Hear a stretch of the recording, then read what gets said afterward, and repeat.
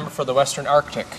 Well, thank you, Mr. Speaker, and I want to thank my colleague for his speech and for bringing up the idea of a name change for somewhat amorphous region of my riding, the Northwest Territories. And I think it's good that he's on this vein.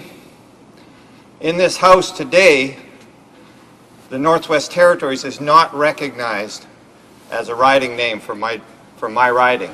Yet the Yukon and Nunavut have that distinction. So I've been after getting the name changed to represent the people of the Northwest Territories for the past 2 years.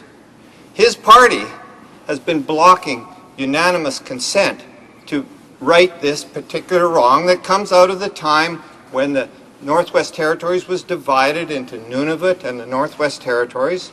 The name change wasn't put in place.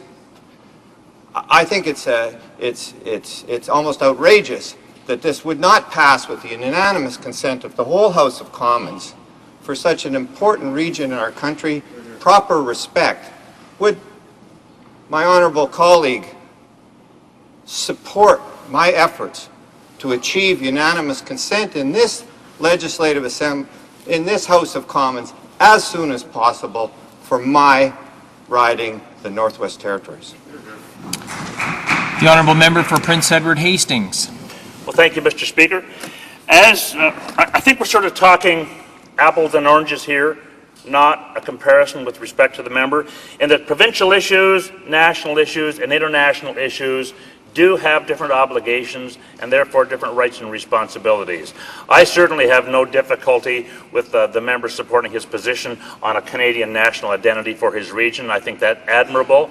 Quite frankly, what I'm dealing with here in this motion is a recognition by international sources that look at a pan-Canadian definition that will hold throughout the entire world.